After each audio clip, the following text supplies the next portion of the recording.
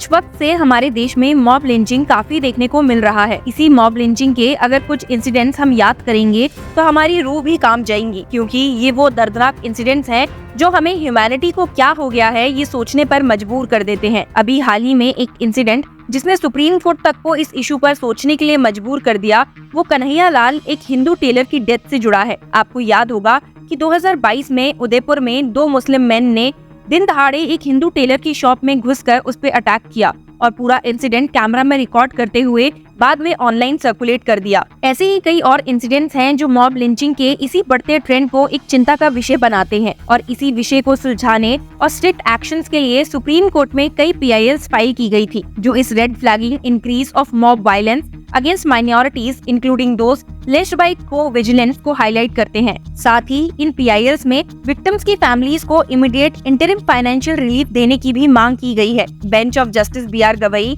Justice Arvind Kumar and justice Sandeep Mehta ने जब मंगलवार को इन पिटीशंस को सुना तो खुद को रिस्पोंडेंट्स यानी कि स्टेट गवर्नमेंट से सवाल करने से रोक नहीं पाए। उन्होंने कन्हैया लाल मर्डर इंसिडेंट पर भी पिटीशनर से सवाल किए। यही जानने के लिए आइए जल्दी से केस हियरिंग की तरफ प्रोसीड करते हैं। आपको बता दूं कि इन पिटीशंस में से एक party national federation of Indian women भी है, जिन्होंने सभी स्टेट्स को रिस्पोंडेंट बनाया है। एडवोकेट निज़म पाशा जब हियरिंग में NFIW की तरफ से प्रेजेंट हुए तो उन्होंने सबमिट करते हुए अपने arguments state of MP and Haryana द्वारा सबमिटेड एफिडेविट्स पर कंसंट्रेट किए। उनका मेजर कंटेंशन इस फैक्ट पर था कि कैसे मॉब लिंचिंग और वायलेंस के इंसिडेंट्स को एक नॉर्मल एक्सीडेंट या झगड़े का रंग दे दिया गया, ताकि सुप्रीम कोर्ट द्वारा बनाई गई guidelines in the Tehseen Poonawalla case को ओवरराइड किया जा सके। आपको बता दो कि तहसीन पूनावाला जजमेंट में एपेक्स कोर्ट ने यूनियन और स्टेट गवर्नमेंट्स को एक कॉम्प्रिहेंसिव गाइडलाइंस इशू की थी regarding the prevention of lynching and mob violence. Madhya Pradesh की एफिडेविट से शुरू करते हुए पाशा ने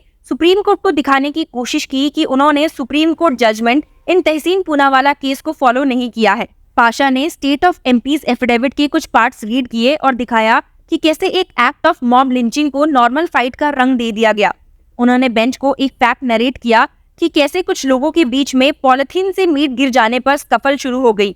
जहां एक और न्यूज रिपोर्ट्स ने इस इंसिडेंट को मॉब लिंचिंग बताया, वहीं इंस्पेक्टर ने SP को लिखते हुए कहा that 10-12 persons committed battery on the persons transporting meat। Pasha ने स्टेट किया कि कोई भी FIRs ऐसे लोगों के अगेंस्ट फाइल नहीं की गई, जिसके बाद जस्टिस BR गवई ने इंटरवीन किया और स्टेट काउंसिल से सवाल किया कि ऐसा क्यों हुआ। Why are the FIRs not being registered against 10-12 persons? उन्होंने कहा कि अगर कोई इंजरी कॉज हुई है तो एक्यूज्ड पर्संस के अगेंस्ट FIR होनी चाहिए। तो MP स्टेट की काउंसिल एडवोकेट नचिकेता जोशी ने कोर्ट को इन्फॉर्म किया कि FIR prevention of cow slaughter act के अंडर रजिस्टर की गई है, जिसपे जस्टिस संदीप मेहता ने उनसे सवाल किया, how can an FIR be registered under the cow slaughter act without there being any chemical report. इसके रिस्पॉन्स में काउंसिल ने कहा कि अगर accused on the spot meat के साथ पकड़ा जाता है तो फिर FIR रजिस्टर होती है। मटेरियल बाद में केमिकल एनालिसिस के लिए भेजा जा सकता है। अपने सबमिशन को कंटिन्यू करते हुए पाशा ने फिर हरियाणा स्टेट की एफिडेविट को रेफर किया और हाईलाइट किया कि इन्होंने भी मॉब वायलेंस को एक नॉर्मल एक्सीडेंट शोकेस किया है। पाशा ने आर्ग्यू किया कि अगर स्टेट मॉब लिंचिंग को डिनाई कर रही है by employing such techniques, then guidelines frame in Poonawala judgement would be of no use. Poonawala judgement पर रिलाई करते हुए पाशा ने एजर्ट किया कि उन्हें इन गाइडलाइंस को फॉलो करना ही पड़ेगा, क्योंकि बाकी के स्टेट से कोई रिस्पांस नहीं आया था ये देखने के लिए कि वो क्या एक्शंस ले रही हैं ऐसे स्पेसिफिक इंसिडेंट्स पर। कोर्ट ने उन्हें 6 हफ्ते का और टाइम ग्रांट किया to give a detailed response on what steps were being taken on the incidents of mob lynching mention in the writ petition. इसके एकदम बाद ही जस्टिस अरविंद कुमार ने पाशा से सवाल किया, what about the tailor in Rajasthan Kanhaiya Lal who was lynched? क्या आपने murder of tailor Kanhaiya Lal in Udaipur incident भी पिटीशन में मेंशन किया है? इसी इंक्वायरी पे पाशा ने कहा कि कन्हैया कुमार इंसिडेंट के फैक्ट्स मेंशन है या नहीं, इसके बारे में वो श्योर नहीं है। उन्होंने एश्योर किया कि अगर फैक्ट्स मेंशन नहीं है तो वो मेंशन कर देंगे, जिसपे जस्टिस अरविंद कुमार ने पाशा से कहा, you have to take all the incidents in the petition, we want to be sure that you are not selective.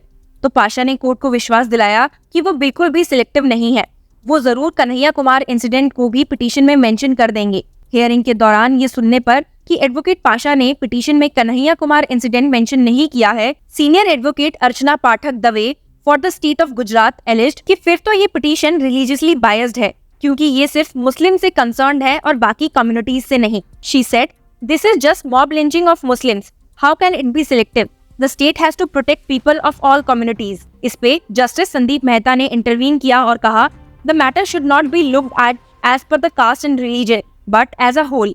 You have to ensure it is not selective at all, if all states are there. इस पे advocate Pasha ने counter किया ये कहते हुए that only Muslims are being lynched. This is a statement of fact. पर justice Gavai ने उन्हें वहीं रोक दिया और कहा, आप कोर्ट को क्या सबमिट कर रहे हैं उसका ध्यान रखिए। जस्टिस मेहता ने फिर क्लैरिफाई करते हुए बोला that incident of Kanhaiya Lal's murder was not mob lynching otherwise also.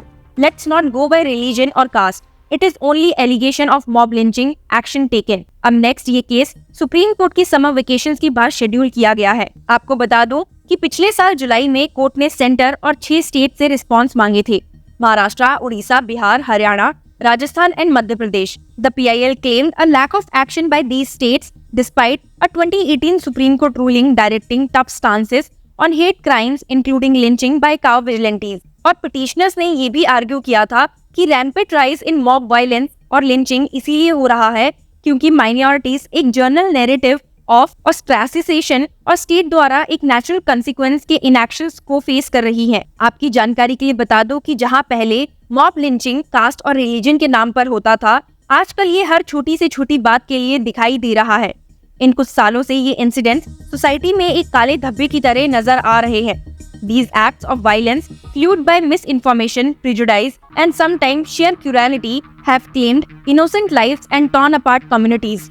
Social media के बढ़ते यूज ने भी र्यूमर्स और ऐसे मैसेजेस को बढ़ाने का काम किया है जिससे टेंशन्स और ट्रेजिक आउटकम्स निकल के आए। इसीलिए addressing mob lynching requires a multifaceted approach. सबसे पहले मिस इन्फॉर्मेशन और हेट स्पीचेस को ऑनलाइन और ऑफलाइन स्प्रेड होने से रोकने के लिए मेजर्स लेने की जरूरत है। दूसरी ये कि लॉ इन्फोर्समेंट और जुडिशियल मैकेनिज्म्स को स्ट्रेंथन करने की जरूरत है to ensure perpetrators are swiftly brought to justice is crucial. Additionally, community engagement and education initiatives aimed at fostering empathy, understanding, and respect for diversity can help prevent the escalation of tensions that often lead to mob violence. Ultimately, mob lynching को पूरी तरह खत्म करने के लिए government authorities, civil society organisations, media और individuals सबका एक कलेक्टिव एफर्ट होना चाहिए। सिर्फ एक यूनाइटेड फ्रंट से ही हम हेट्रेड और वायलेंस को मिटा सकते हैं। So let us strive to create a world where justice and compassion prevails and where the horrors of mob lynching are relegated to the past. That is all. Thank you for watching Law Chakra and keep following us.